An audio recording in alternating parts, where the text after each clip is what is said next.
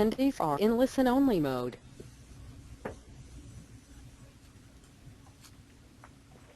Good morning and good afternoon to all of you on our webinar.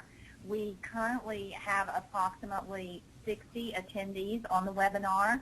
This is another instance of Tennessee Trains on Tuesday, which is sponsored by the Tennessee Chapter of HFMA. And we are pleased to present this afternoon EHR, Audit, Opportunities, and Roadmaps. My name is Kelly Buchanan. I've been involved with the Tennessee Chapter for about 5 years now. I'm currently employed by Envion, and I will be helping as the moderator of this session today. So I'm going to run through just a few announcements that we have of upcoming events, and then I'll do an introduction of our speaker and transition things over to him. So upcoming events for you all to be aware of. Registration will be open shortly for the next webinar, which is titled Managing Your Career. Please go to the HFMA webinars for more information. And I'm just realizing that may not be the most current, but visit the Tennessee Trains opportunity on the TennesseeHFMA.org website to see the list of upcoming webinars. Join the Arkansas, Mississippi, and Tennessee chapters of HFMA for the 2015 Tri-State Winter Institute to be held on January 28th through 30th at the Gold Strike Casino Resort in Tunica, Mississippi. Registration and more information can be found at tristateinstitute.org. Registration for the Dixie Institute to be held on February 17th through 20th is open. This annual conference brings together HFMA members from 5 different states. The conference will be held in Charleston, and more information regarding the agenda can be found at hfmadixie.org. Please remember the requirements to obtain the CPE certificate. You must be connected with this webinar for at least 90% of the duration and respond to at least 2/3 of the polling questions. Now today, Travis Skinner had originally been slated as one of the presenters today, but he will not be joining us. He's celebrating the recent birth of his second child, and we will have the pleasure of hearing from Michael Orr. Michael has more than 20 years of experience in the healthcare industry, including 4 years of payer experience with Blue Cross Blue Shield, 11 years of healthcare consulting, and 7 years of provider experience. He has experience in turnaround situations and implementing metrics management, helping clients improve the bottom line, manage care contracting issues, and improving revenue cycle processes. He was CFO of a vertically integrated not-for-profit hospital and healthcare group, and prior to that, Mike was a CFO for a Nashville-based for-profit hospital chain. He has spent much of the last 2 years focused on Medicare and Medicaid electronic health records, incentive programs, reimbursement, and audit issues. Mike is a graduate of the University of Maryland, Baltimore County, with a BA degree in economics, and Loyola University, Maryland, Baltimore, with an MBA. So we're pleased to have you with us today, Mike, and I'm going to hand the presentation over to you.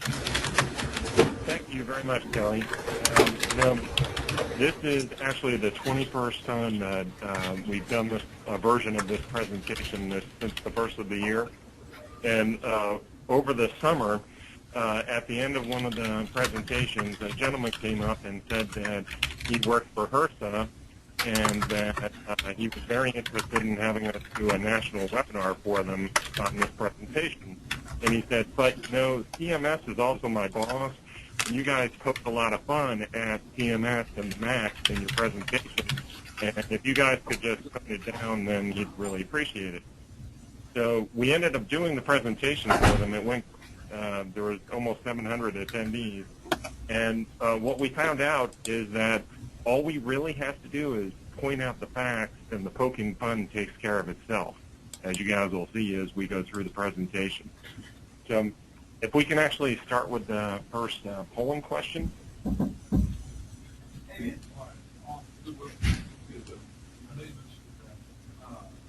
Okay, the first polling question for everyone out there is, what has been your experience with EHR audits? please select one. Our organization has already experienced an audit. We are anticipating an audit within the next year. We are anticipating an audit within the next 2 years. We are in the early stages of EHR and not expecting an audit, or not applicable. While those are being tabulated, I can tell you that there's different types of audits, as we'll discuss in a little bit. There's high-tech audits that are for any cost report with a high-tech settlement on it, and then there's also the meaningful use audits. So if you're not anticipating an audit, you will be receiving at least some level of audit for your high-tech settlement.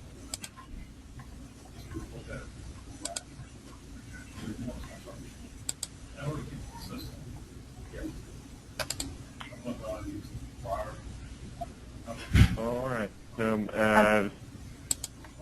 We're getting close. We have voting from approximately 90% of participants, and Mike, here are the results of their experience with the audit.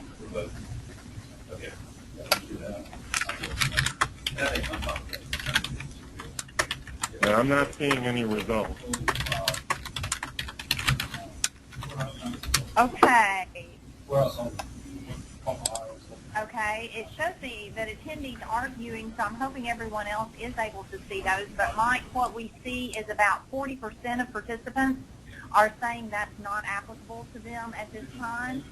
The next coming in with 21%. Actually, no. I add fire roasted salsa. Say we are anticipating an audit within the next 2 years, and another 15% are in the early stages and not expecting an audit.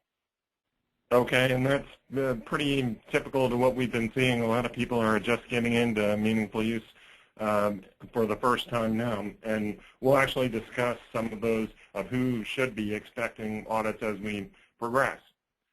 So actually, let's talk a little bit about what we're going to discuss in today's agenda. The first thing we're going to look at are the EHR tentative settlement letters. We're going to look at the 2014 criteria for stages 1 and 2. We're going to look at that flexibility final rule that came out in September, and many people are using to attest to now. We'll look at the PPS and critical access penalties and what they are and how they differ. We'll talk about the high-tech payment audits. We'll talk about the meaningful use audits by FIGLIOZZI and Company.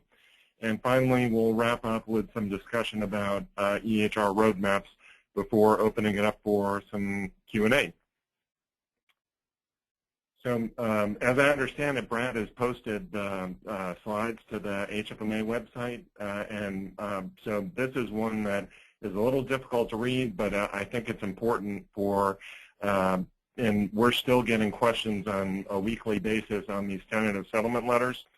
And what it is when the program first started, they didn't initially have a tentative settlement process.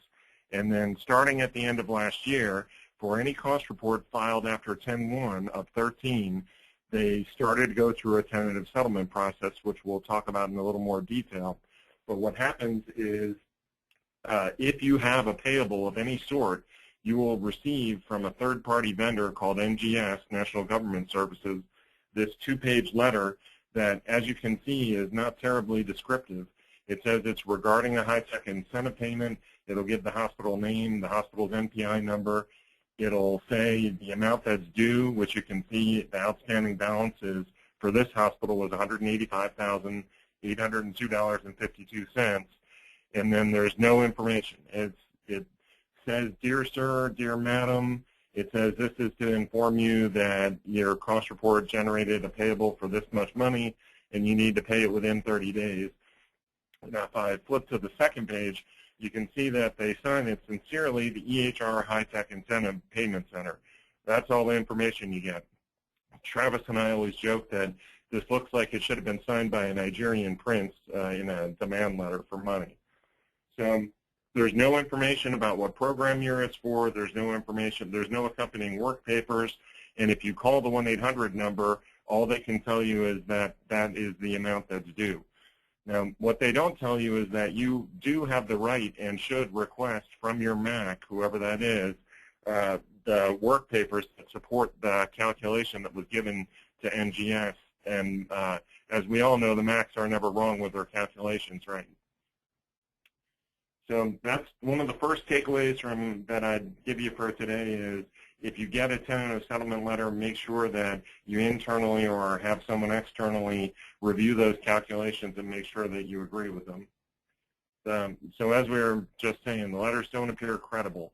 They don't contain dates. They don't have the program year. They don't have the reason for the payback, only that it's related to EHR, and it's affected by all cost reports that are accepted on or after 10/1 of 13.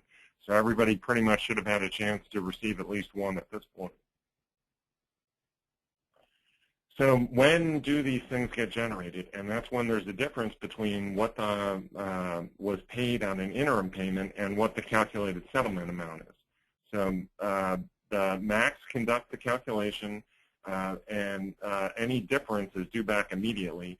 But if there's a receivable, then it's only if it's 15% or more, then because otherwise they consider it immaterial and tell you that it'll be settled at the time of the HITECH settlement audit. So that's kind of EHR tentative settlement letters in a nutshell. What are some of the things about 2014 now that everyone's, or many people are doing their attestations now? So regardless of stage, you're only required to do a 3-month reporting period. We'll talk a little bit more about how the flexibility rule plays into that in a little bit. It's fixed to the quarter for both eligible professionals and eligible hospitals, except if it's your first year in, and then it's any 90-day period, it's not fixed. And so they allowed this one-time 3-month reporting period so that all the providers that had to upgrade to the 2014 certified technology had adequate time to implement the new certified systems to be able to do the 14 attestations. So what are some of the differences between what happened in 2013 and the 2014 criteria for stage 1? Well, they took some of the core menu measures and made them core. And the biggest thing is that they added the patient portal requirement for the view, download, transmit 50% measure, and then removed a couple of the related ones that used to be in the menu measure. We'll talk a little bit more in detail on that. So as I just said, they added that patient portal requirement, and they removed the electronic copy of health information and the electronic copy of discharge information. CQMs are still required to report in order to achieve meaningful use. In stage 2, for 2014, they moved all the menu measures from stage 1 into core and increased some of the thresholds on the numerators and denominator measures. They had an HIE requirement for the first time. The patient engagement is the 5% that have to actually go in and use the portal. And they still have the CQMs that for 2014 can still be either reported as eCQMs electronically, or you can, when you do the attestation, you can actually key them in. So what are some of the main differences? The core objectives went from 11 to 12.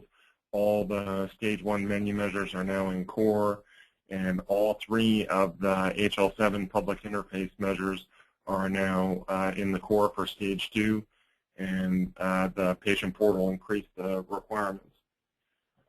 So let's talk a little bit about that flexibility rule that has gotten a lot of press recently.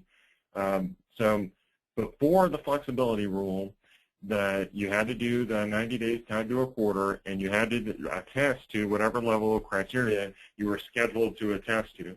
So if you had to do, if you were in your second year of stage 1, you do your second year of stage 1. If you had already done 2 years of stage 1, you'd be required to go to stage 2. So the criteria for all stages are facilities that are attesting to stage 1 must meet the 2014 criteria stage 1, not the 2013 criteria. And then facilities with 2 or more years that have already done stage 1 are required to go to stage 2. And this is kind of a handy chart that prior to the flexibility rule, this is kind of what it looked like. So the way that you read this is your first year of attestation is going down the left-hand side, and your stage of meaningful use by year goes across the top. So for instance, if we had someone who got in, was an early adopter and got in program year 11, you'd follow across that first row and see that they would actually go to and do 3 years of stage 1 before going to stage 2 in 2014. Whereas someone, the next row down who got in 2012, would have 2 years of stage 1 and then 2 years of stage 2.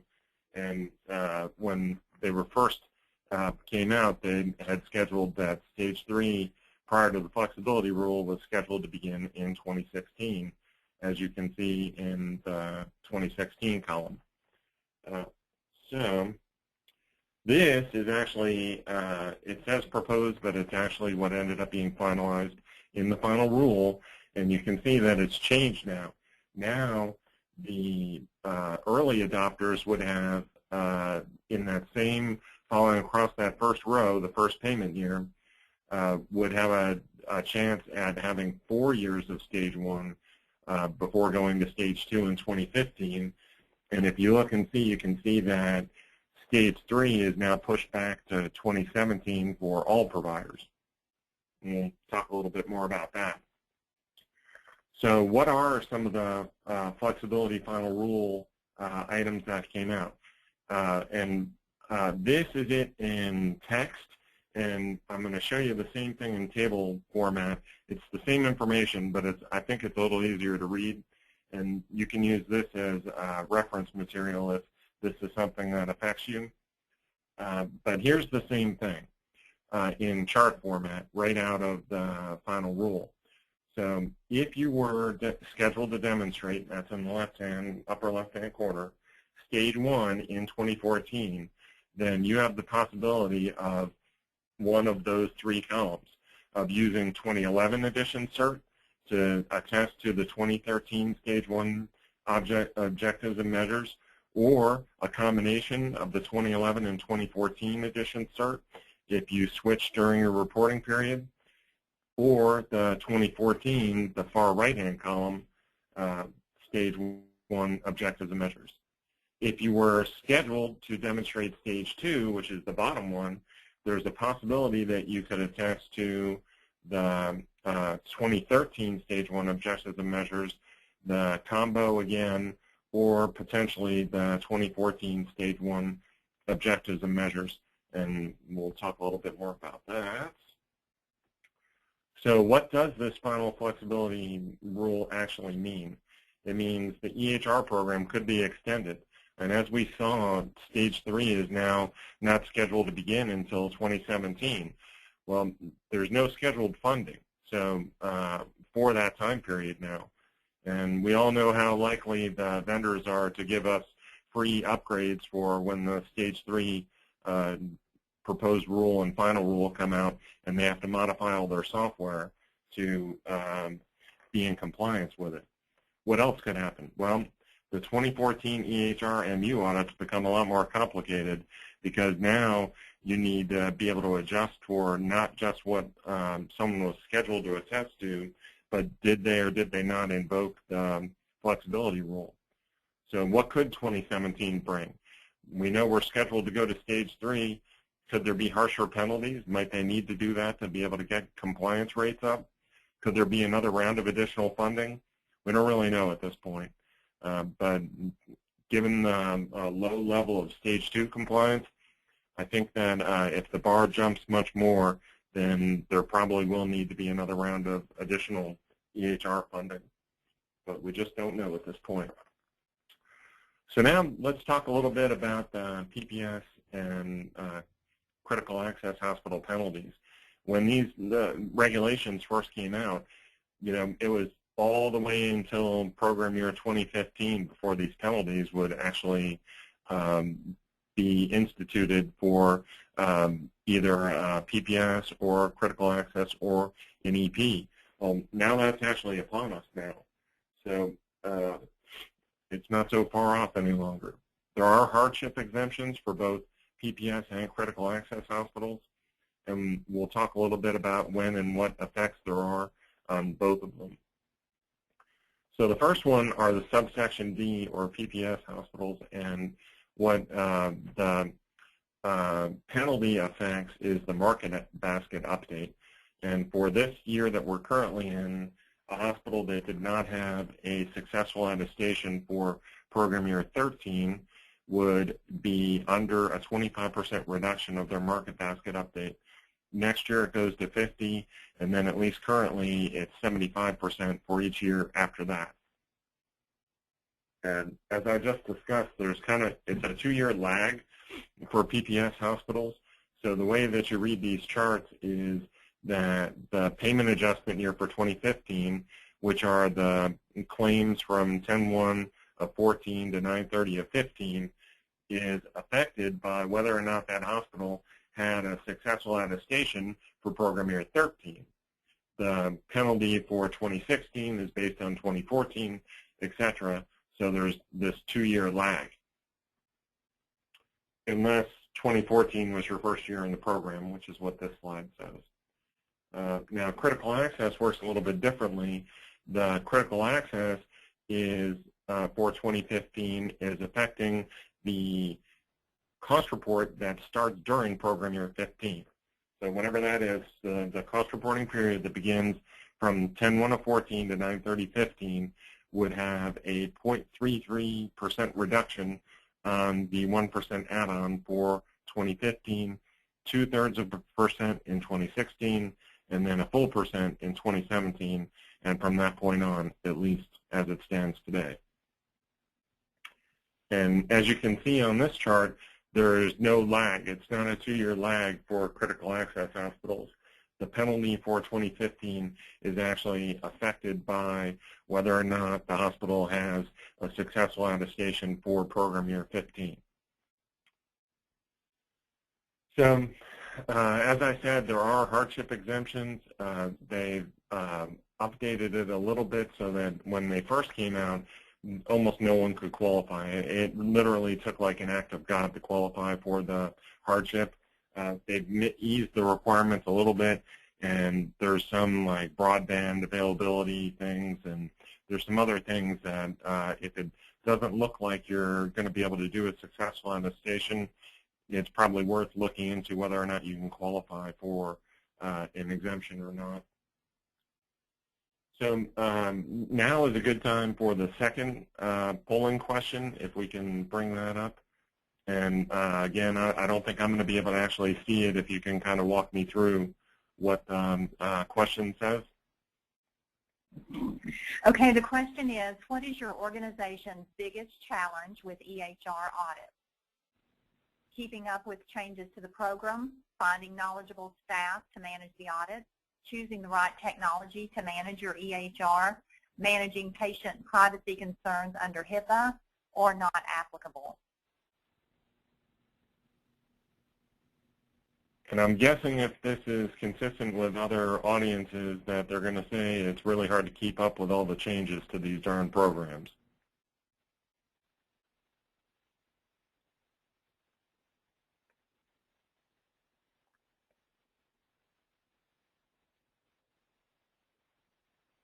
You know, Travis and I are going to start calling CMS like the full employment, you know, because they keep changing the rules every time something comes out. Okay, well, what we have, Mike, is 41%, as you guessed, keeping up with the HHS changes to the program. Now, 26% said the whole question was not applicable to them, and then the next largest was 19% saying finding knowledgeable staff to manage the audit. That can always be tough, too, especially if you have turnover in the organization from someone who is kind of a go-to person. So we're going to transition now and talk about the HITECH payment audits.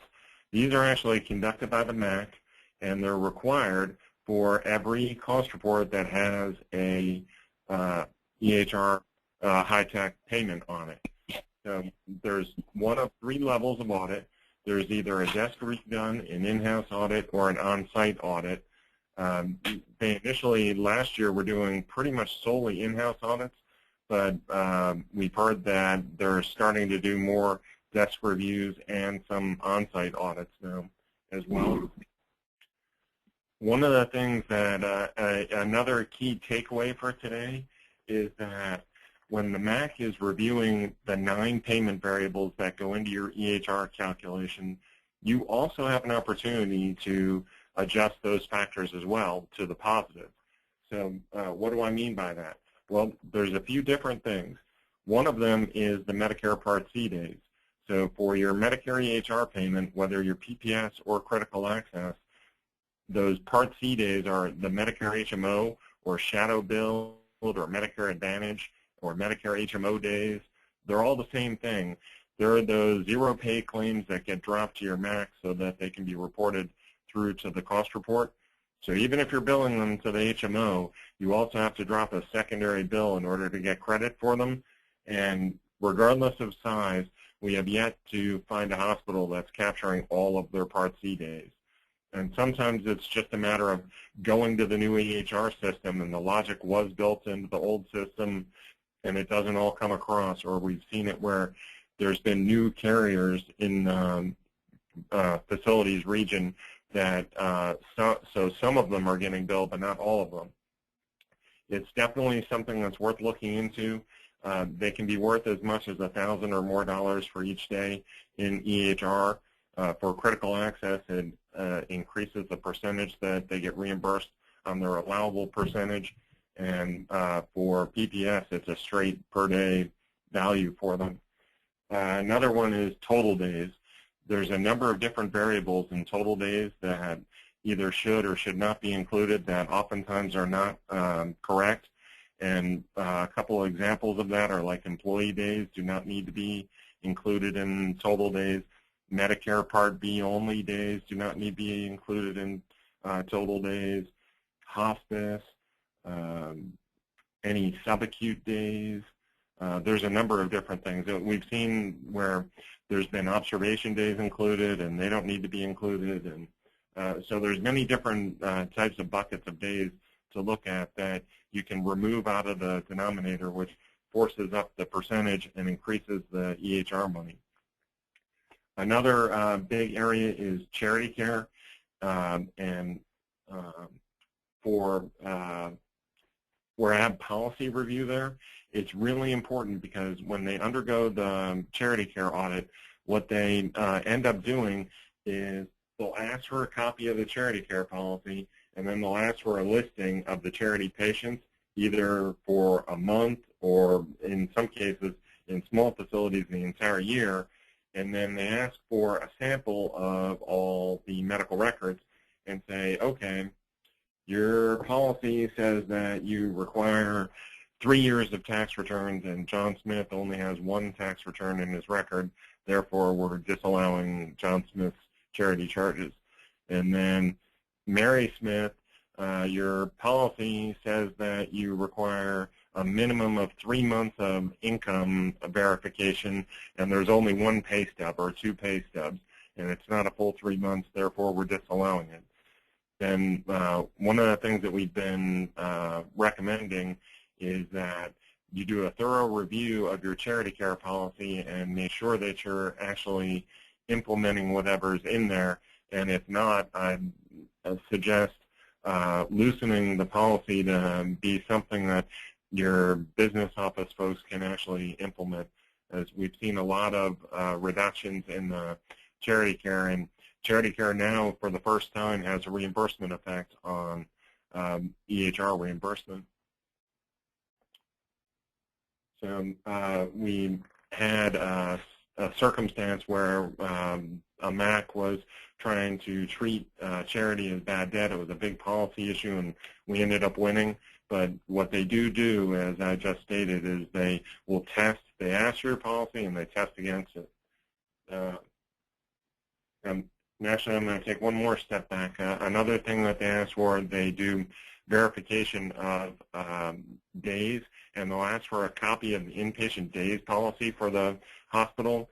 And what we found is a significant portion of the hospitals in the country either don't have or can't find an official inpatient days policy as to how you actually count an inpatient day.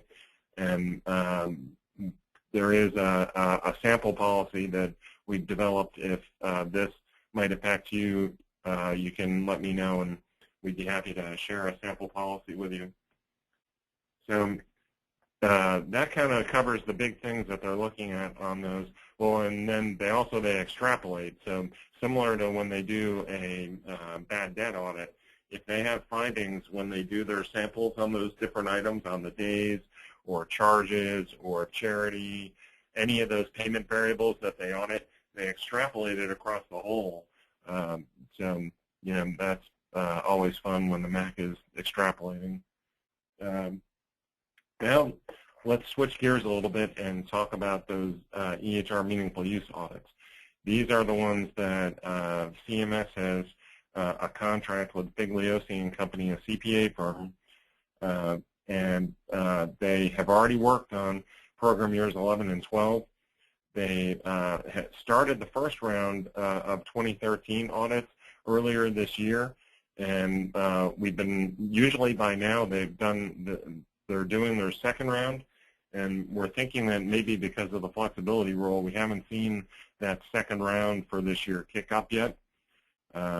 And again, they're required to audit a minimum of 5% of the nation's meaningful users for the program year in question, but we've certainly seen in practice where it seems to be a much higher percentage.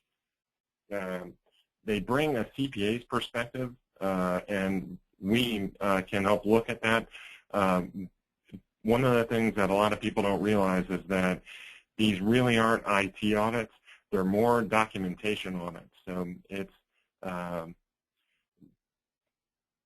it brings, these auditors are, like, for the most part, just out of school. They're new CPAs. Most of them that we've come across don't have any IT in their background, and they're going through checklists. Does this meet a certain threshold?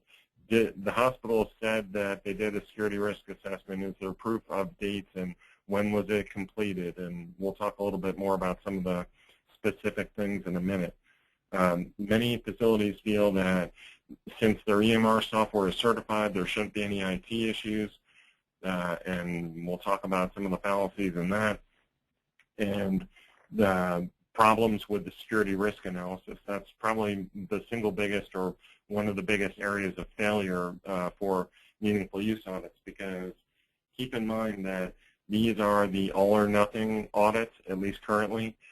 There is some lobbying to try and change that, but right now, if you fail any tiny component of a meaningful use audit, the entire amount of your Medicare payment and any related Medicaid payment for the program year that's under audit are due back to CMS and the state. So having a documentation review done at the beginning or during the middle is a lot better than after receiving a notification of failure. It's still possible to mitigate findings, but it's a lot better if you're prepared for it on the front end. Facilities can fail for the craziest problems, and there's horror stories. And there was one hospital that we know failed because the CFO who actually did the attestation knew that they didn't hand out any electronic requests for medical records, like either on a CD or you know, through a USB.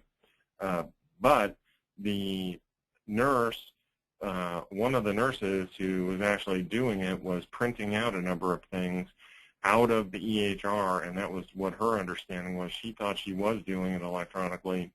So she was keeping track of saying they were doing it sometimes on the patients where she had printed out medical records, and it ended up causing them to fail their, because he had attested that there were no requests during the period. We've seen facilities actually attest to incorrect menu measures. They thought that they had one HL7 interface, and really they didn't have that one at all. But there are mitigation strategies. We actually had a hospital that failed through FIGLIOZZI on their meaningful use audit, but through the CMS appeal, we were able to switch the menu measure from one that they had failed to one that they were able to successfully attest to. Another thing to keep in mind is that if a facility fails a FIGLIOZZI audit, then they go and they look at the previous year and the subsequent year. So it's a 3-for-1 fun. If you end up having an audit issue, you're immediately subject to both prior and subsequent years of audit as well. So working with FIGLIOZZI is a lot easier than with CMS if the facility fails. So again, a front-end review of your documentation is really worthwhile. If it does go and there's a failure with FIGLIOZZI, there is an appeal process with CMS. It's not fun. It's not interactive. It's a one-time bite at the apple. You're required to submit only new evidence that wasn't given to FIGLIOZZI prior, and then you also have to explain to them why whatever you're submitting now wasn't given to FIGLIOZZI to avoid the failure in the first place. It's a 10-page appeal, and it's definitely not any fun. So what is the lost in translation? You know, what are they looking for? Why are they looking at it? Why does this documentation not work? That's like some of the things that when we're talking with IT folks, again, it's IT that's under audit. It's really a documentation audit from a CPA perspective. It's much more of, you said you did this, can you prove it? Like Missouri, the show me state. Show me, you said that in a yes-no measure that you clicked yes. Well, can you prove that? Do you have documentation that supports those yes-no measures? So kind of as I was just saying, what do they actually look at? They look at support for the system.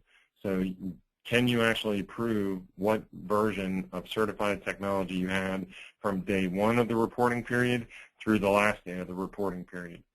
Can you actually prove which method was chosen for the statistics? That's the all-ED or the observation method. Can you actually show support for all your core measures that you attested to?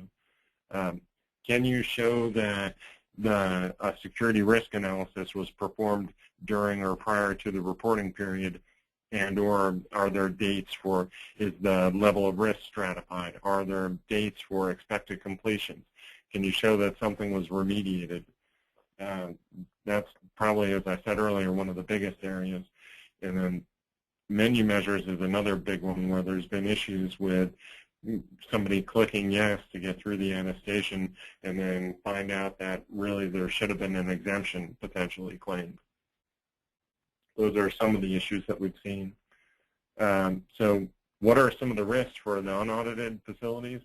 The OIG, again, for this upcoming year has EHR audits as a high priority, and they've already begun doing some of their own audits. Remember that as we talked about, that CMS can go back and review other program years. So there's always an unidentified documentation potential issues if you don't get your ducks in a row now. And that's some of the things that you can do to mitigate those risks, are review it before you actually go under audit. So kind of in summary there, with the flexibility rule now approved, the 2014 audits are going to be a lot more complex. Any of the following stages can be audited. You can have Stage 1, 2011 to 13 criteria. You can have Stage 1, 2014 criteria, or you can have Stage 2, 2014 criteria. So that's kind of our meaningful use fun. Now let's talk a little bit about what we've come to term as EHR roadmaps. There's just so much bad information out there, and It protects against losing, that black box knowledge where there's somebody who's kind of the go-to person for meaningful use, and then they end up retiring or taking a new job or etc. And what are some of the things that it's very customized, but some of the things that are looked at are the different timelines, what potential penalties are out there, what payments have actually already come in and or are expected to come in, the different stages of meaningful use, what is the correct reporting periods, where does the facility stand or practice stand with their attestations. It provides guidance and a level of confidence, gives an outlook for the facility's EHR program for going forward, and reviews upcoming deadlines. So kind of in summary, what are some of the key takeaways that I'd like for you to take out of the presentation?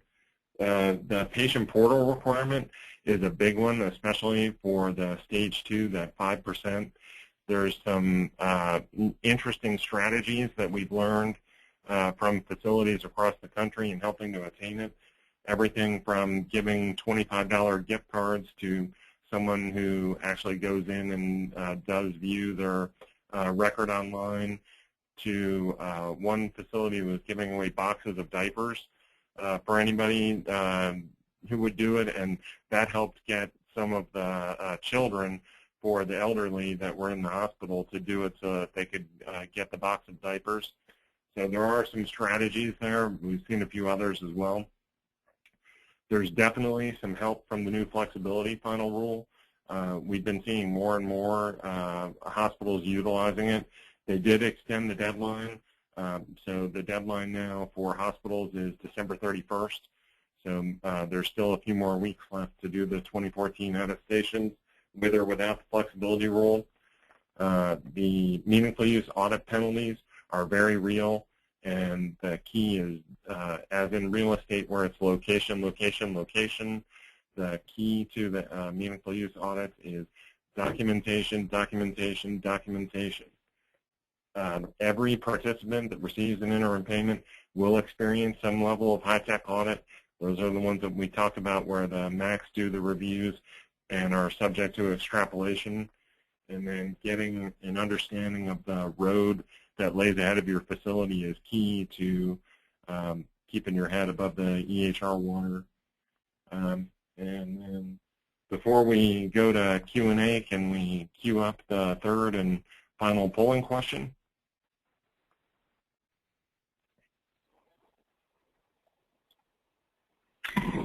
Okay, the third and final polling question is, how are you planning to meet your audit challenges?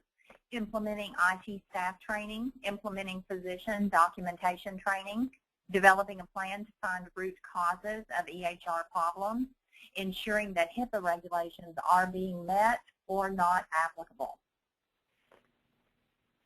And while everyone's finishing their polling, I do want to add, we have got, if you look in the chat box on your screen, you'll see where you can have a link to download the slide deck. Those are also all posted out on the Tennessee HFMA website. Okay, I'm going to go ahead and close that and share the responses here. So, Mike, looks like 44% of participants are saying that question is not applicable for them, followed up by 26% saying they're developing a plan to find root causes of EHR problems. That's pretty consistent with what we've seen as well. That's usually the #1 answer for people it's applicable to. So that doesn't surprise me a bit. Have we had any questions come in? No, we have not had any questions. So if anyone has any questions, I'd be happy to take any questions now. And if not, I'd thank you for your time.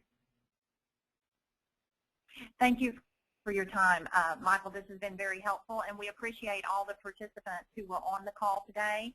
Please check in with the Tennessee HFMA website and look for other opportunities to attend these Tennessee training sessions. Thank you.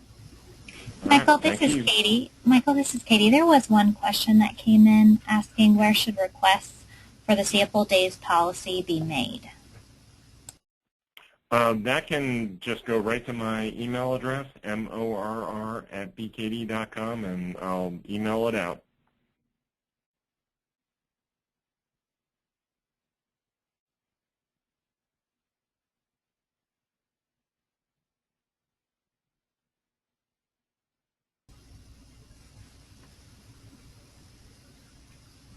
Well, it looks like we don't have any other questions. Thank you very much, Mike, and thank you all for joining us today. Oh, sure thing. Thank you all.